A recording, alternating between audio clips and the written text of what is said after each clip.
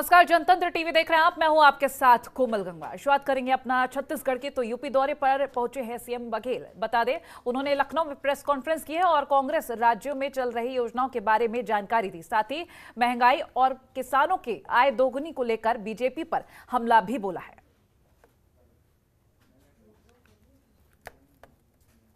यदि तुलनात्मक दृष्टि से देखें तो यूपीए सरकार में जो लागत मूल्य है उसमें लगातार वृद्धि हुई और जहां अटल बिहारी वाजपेयी जी के समय धान की कीमत मात्र 450 रुपया था, वो बढ़ के 900 रुपया कर दिया गया पहले ही पंचवर्षीय में, और दूसरे पंचवर्षीय में वो 1350 रुपया तक हुआ। 450 से बढ़ के 1350 रुपया धान के, उसी प्रकार से अनाजों की कीमत में वृद्धि की गई।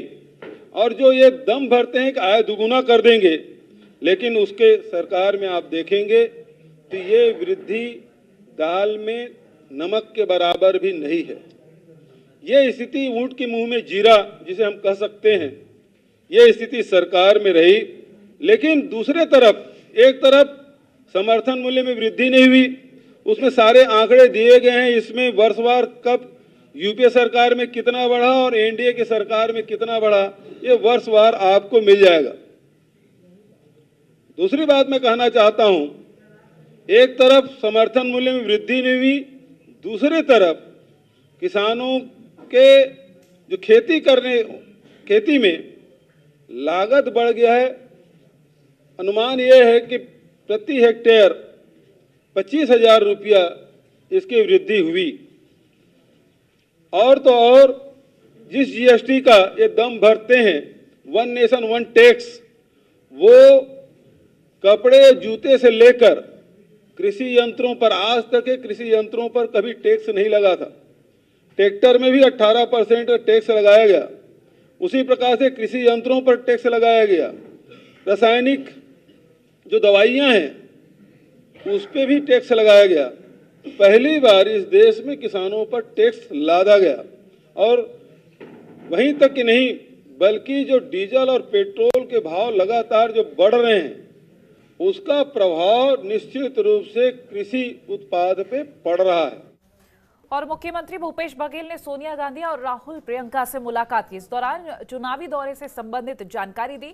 वहीं छत्तीसगढ़ की फ्लैगशिप योजनाओं को लेकर भी चर्चा की है। बताया जा रहा है कि जिन राज्यों में चुनाव होने हैं उसके लेकर बनाए गए घोषणा पत्र में छत्तीसगढ़ मॉडल की झलक दिख सकती है, जिसको लेकर सीएम ने आलाकमान से चर्चा की है।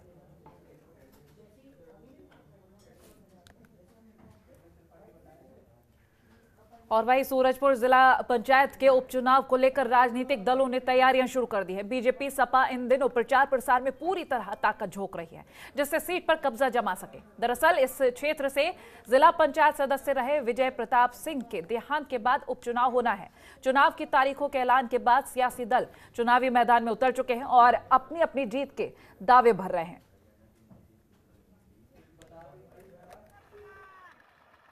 देखिए, मेरे हस्बैंड ने मेरे पति ने बहुत सारे वादे किए थे और ये काफ़ी पिछड़ा हुआ इलाका है। कांग्रेस ने कोई भी विकास काम नहीं कराया है और आने वाले आगामी जो भी हम जीत के आते हैं तो हम उसमें विकास का काम करवाएंगे। और सभी जनता का बहुत ज़्यादा आशीर्वाद, शुभकामना सभी मिल रहा है मुझे। जो एक दुखी को मिलना चाहिए वो भरपूर प्यार मुझे मिल रहा है। हमारा यहाँ के जनता की जो सहानुभूति है वो विकास के मुद्दे पर है। जैसे बांग घाट का कटिंग होना, बिहारपुर में कॉलेज होना और 5-5 डॉक्टर MBBS की बैठना, और तहसील यहाँ पर जो बैठा दिए और आपका जनपद, उप जनपद भी यहाँ पर बैठा दिए। उसके साथ साथ में लाटा घाट का पुलिया भी जो आपका मुख्य मार्ग से जोड़ दिया गया है। यही सब बहुत सारे काम हुए हैं। खोहिर से लेकर बैजन पाट तक घाट कटिंग और सीसी सड़क निर्माण, और अपने दूरांचल क्षेत्र में जो लूल है वहाँ पर भी काम चालू है। और हमारे कछवारी जो पंचायत है, रामगढ़ पंचायत से जो मोहर सोप तक रोड जो अभी तक नहीं बना है, उसका भी स्वीकृति उन्होंने प्रदान करवा दिया है। और इसी पर अधिक जानकारी के लिए मनमोहन नेताम हमारे साथ फोन लाइन पर जुड़ गए। मनमोहन, आपसे जानेंगे, सूरजपुर जिला पंचायत सीट पर उपचुनाव होने हैं, इसको लेकर सभी दल तैयारियां कर रहे हैं, क्या कुछ तस्वीरें सामने आ रही हैं?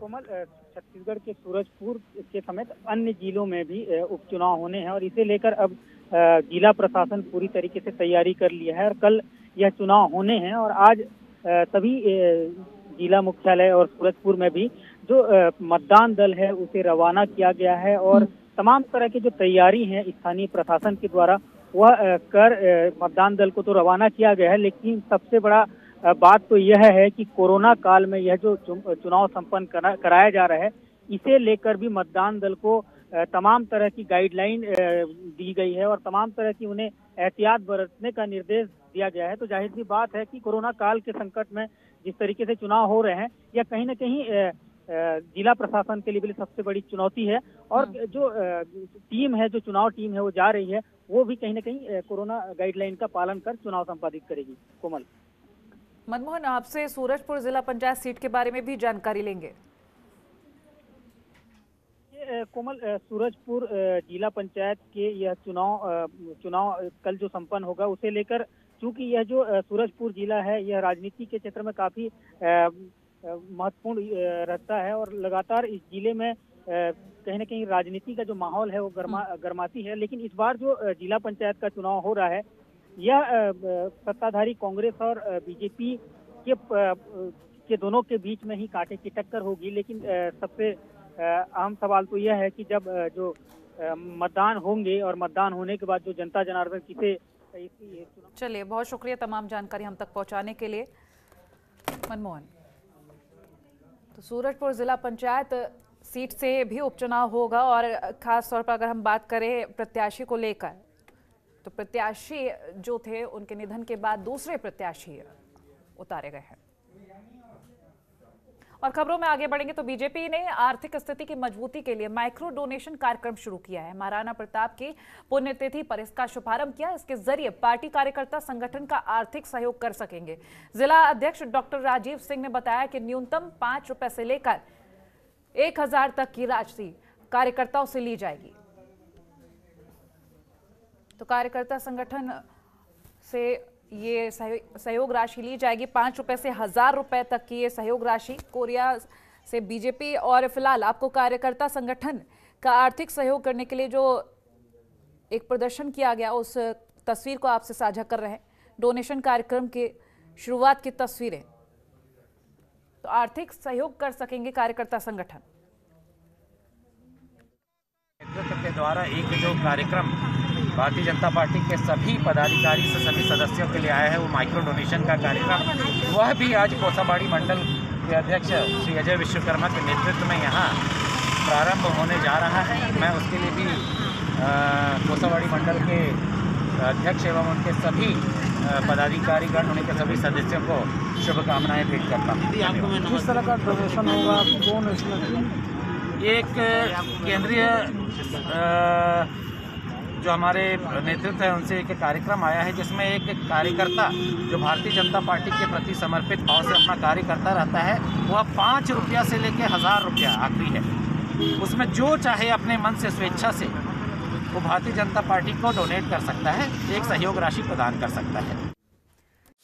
खबरों के निष्पक्ष विश्लेषण के लिए सब्सक्राइब करें Janatantra TV and press the bell icon. Never miss any update.